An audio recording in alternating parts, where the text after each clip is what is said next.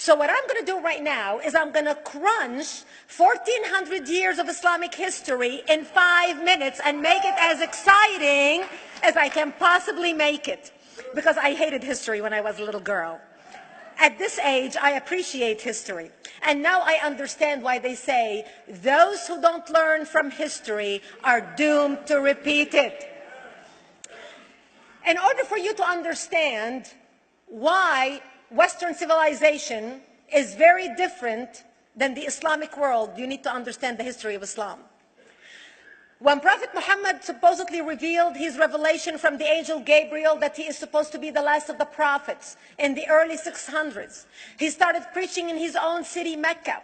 He tried to recruit friends and followers to be able to spread his religion. And he tried for 12 years and failed. And after 12 years, he was only able to recruit his immediate family and friends. So he decided, if I go to Medina, which was the Jewish hub of Arabia, the business hub where the Jews lived, if I go there and preach my religion to them, if they accept me, that will buy me respect and stature between my own people, and they will accept me. So Prophet Muhammad started borrowing a lot from the Old Testament to make his religion more palpable to the Jews, to make it a lot similar. This is why you see a lot of similarities between Judaism and Islam. For example, Jews don't eat pigs, Muslims don't eat pigs. Jews pray a few times a day, Muslims pray a few times a day. Jews fast on Yom Kippur, Muslims fast on Ramadan. And this is why you started seeing a lot of good writing in the beginning of the Quran when Prophet Muhammad was saying all the good things about the people of the book. He took his message and went to Medina trying to recruit the Jews, talking about the people of the book, talking about how similar the two religions are. When they refused to accept him and follow him as the last of the prophet, that's when he turned against them and started killing them and started expelling them. That's when Islam went from a spiritual movement for the first 12 years of Islam into a political movement cloaked in religion after the year of the Hijrah, after Muhammad went to Medina and the Jews did not accept him. He became a military warrior and declared war on them and started expelling them. Jews and Christians became dhimmi, or second-class citizens. They were only allowed to stay alive and not be killed only by paying the jizya, or the protection tax. So they had a choice: convert to Islam, or if you want to stay alive, you have to pay the jizya or protection tax, living as dhimmi in the Islamic nation.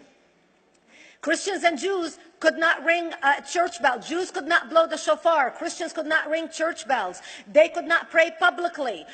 Christians and Jews could not gather together and build new churches or new temples. And the way they paid the jizya, or the protection tax, was in a monthly ceremony where they would get together downtown and the Jew would kneel on his knee and hand his goods to the mullah, who would take the goods as the price for buying the protection. And in many areas, Jews and Christians were given necklaces to wear as a receipt that they paid their jizya, or their protection tax. Jews considered najis under Islam. Najis is bodily fluid. Najis is garbage. Najis is dogs. Najis is dirty. So Christians and Jews were treated as second-class citizens. Islam continued to grow. As Islam grew, more people became dhimmi, or second-class citizens. Jews and Christians were given identifiable clothing. The yellow star, which was given to the Jews, that most people think is a German invention. It was actually an Islamic invention in the 9th century in Iraq by the second Khalif al-Mutawakkil of Iraq, who invented the yellow star for the Jews to be identified as they walked down the street. Because Jews were considered najis, if a Muslim man or a Jew walked on the same side of the street, the Jew had to cross the other side so the Muslim man can walk, so he's not dirtied by the filth of the Jew. Christians were given the zunar, the belt, which most of you men are wearing right now. That was an Islamic invention for the Christians. Islam continued to grow. They went all the way to Jerusalem. They conquered Jerusalem. Christians couldn't ring their church bells in Jerusalem. The Pope in Rome in 1090 told the Christians, how could you sit idly by and allow your brethren to suffer like this in the Holy Land? You need to go liberate the Christians. You need to go help the Christians. That's why the Crusaders were launched. The Crusaders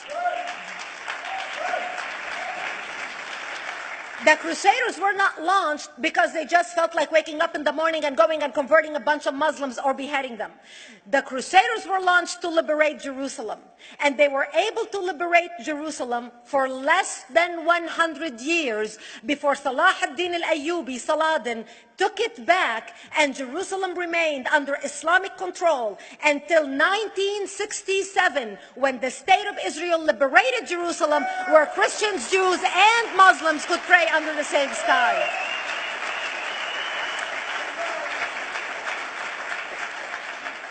The Crusaders continued fighting Islam, and for 300 years they tried and failed. And by the 1300s, the Crusaders disappeared because they could not win against Islam.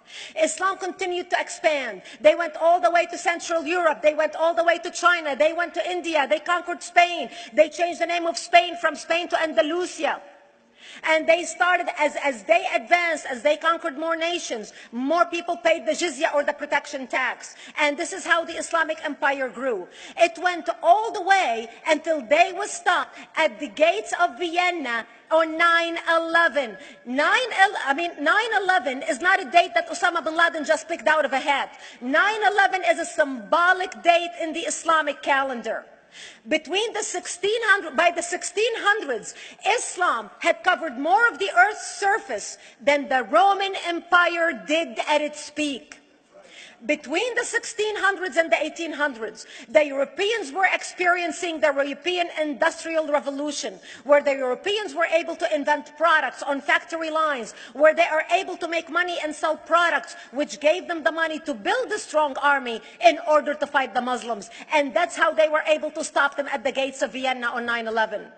The Europeans started the pushback against Islam. They pushed them out of Europe. They pushed them out of all the way to the Middle East and North Africa. By 1924, the Islamic Empire ended. In 1924, the Islamic Caliphate ended in Turkey by President Ataturk, who was a secularist.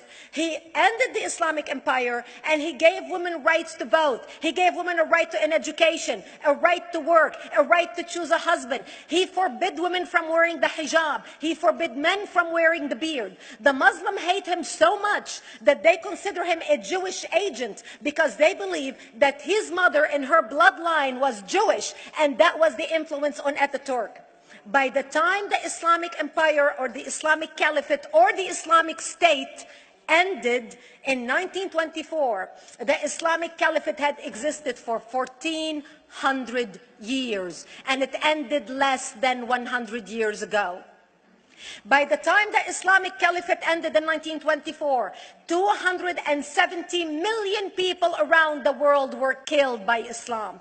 270 million. And we didn't have weapons of mass destruction, and there was nuclear weapons. All of these people were killed, butchered by the sword. The people in the world, less than 100 years ago, how many people knew this history? Please raise your hand.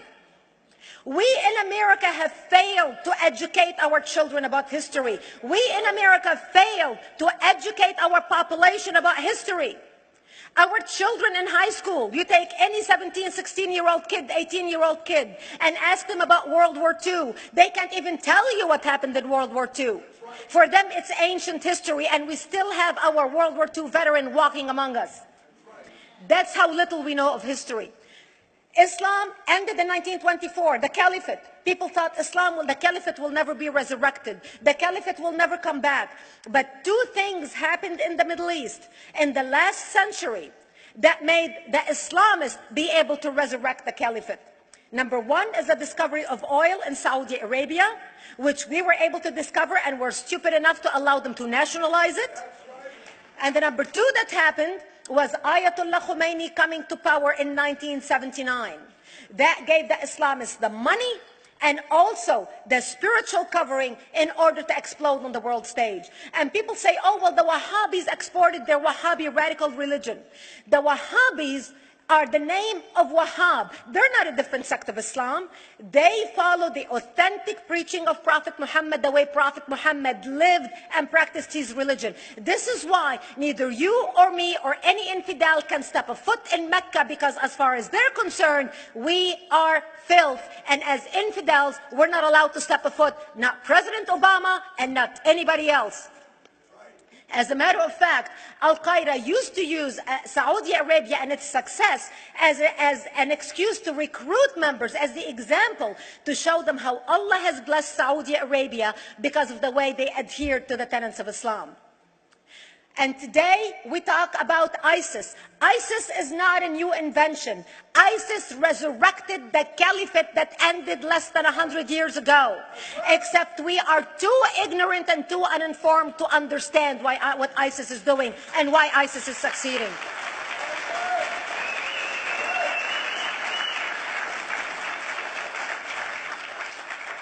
Two things you need to understand about Islam and the principles of war in Islam. One is the law of taqiyya, which means lying and deception.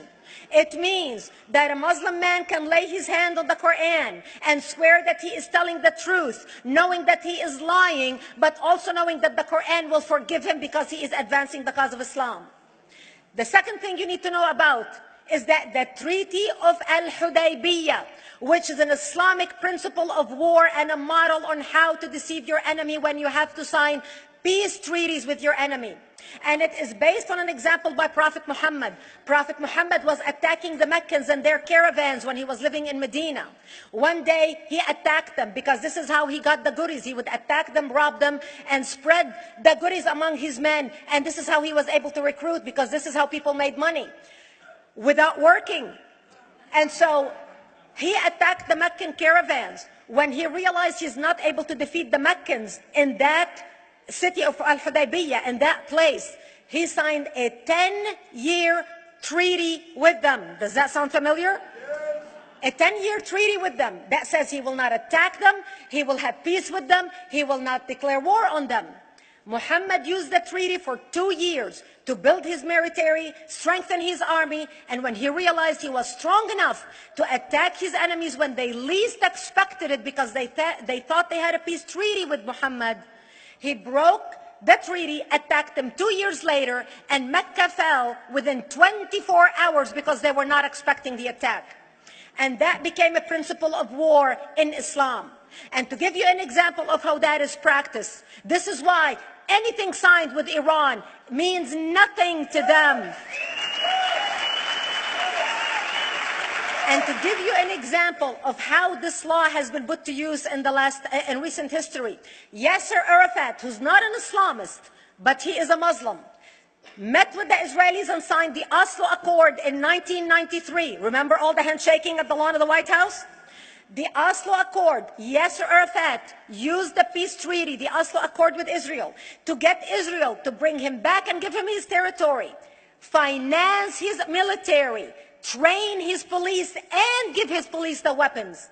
Yasser Arafat broke the Oslo Accord 8 years later, didn't even wait 10 years, and declared the second intifada in 2000, and all hell broke loose. He used the same treaty to win and deceive against his enemies and deceive his enemies. When Jordanian press, after Yasser Arafat signed the Oslo Accord with Israel, and Egyptian press would interview Yasser Arafat, and they would say, how could you sign a peace treaty with the devil?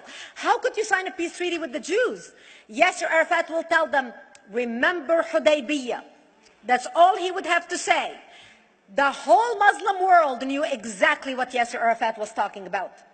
We in the West and the Jews in Israel, it was over their heads. Nobody understood what Hudaybiyah was referring to. And this is the type of deception that we are dealing with. So when Iran signs a peace treaty with the United States for 10 years, they are using us as useful idiots, as gullible, ignorant people who are signing a peace treaty with the devil in order for Iran to continue her thing. In this deadly game of thrones, there's no place for America or for Israel. We don't have to gamble with our future and with our children's future. Elie Wiesel. And I wish I could promise you, Elie, that the lessons of history have been learned. That is why it is so important to be wise about who we're going to put in the White House next year.